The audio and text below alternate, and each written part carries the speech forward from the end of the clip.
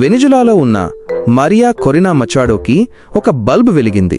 Trump తాతకి power అంటే పిచ్చి కదా, మన వెనిజులా దేశంలో ఉన్న గొడవని సెట్ చేసి డెమోక్రసీని కాపాడితే ఏకంగా నోబెల్ శాంతి బహుమతి ఇప్పించేస్తా అని ఒక బంపర్ ఆఫర్ ఇచ్చారు.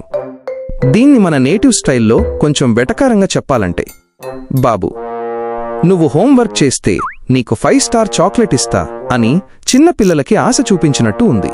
పాపం ఆవిడకి తెలియదేమో మన తాతకి నోబెల్ కంటే ట్రంప్ టవర్స్ మీదే ఇంట్రెస్ట్ ఎక్కువ అని. ఈ న్యూస్ వినగానే నార్వేలో ఉన్న నోబెల్ కమిటీ వాళ్లకి కాఫీ గొంతులో దిగి ఉండదు. వాళ్ల రియాక్షన్ బహుశా ఇలా ఉందేమో, ఒరేయ్ శాంతి బహుమతి అంటే ప్రపంచంలో శాంతిని పెంచేవాళ్లకి కదా ఇస్తాం, ఇలా డీల్స్ కుదుర్చుకునే వాళ్లకి, ట్విట్టర్లో యుద్ధాలు చేసేవాళ్లకి కాదే. ఆ కమిటీలో మరో మెంబర్, సార్ ఒకవేళ ట్రంప్కి ప్రైజ్ ఇస్తే ఆయన స్టేజ్ మీదకొచ్చి ఈ అవార్డు నా వల్ల ఫేమస్ అయ్యింది అంటాడు సార్, మన పరువు పోద్ది. ఇప్పుడు ఇవ్వకపోతే రేపు పొద్దున్న నోబెల్ కమిటీ ఫేక్ న్యూస్ అని ట్వీట్ చేస్తాడేమో అని వాళ్లకి వణుకు పుడుతుండొచ్చు.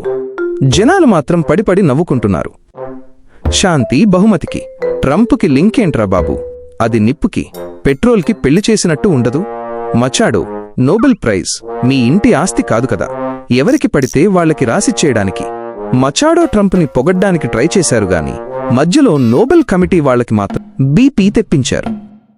ఒకవేళ నిజంగానే ట్రంప్కి నోబెల్ వస్తే ఆ రోజు శాంతి అనే పదం కూడా మూలన కూర్చొని ఏడుస్తుందేమో.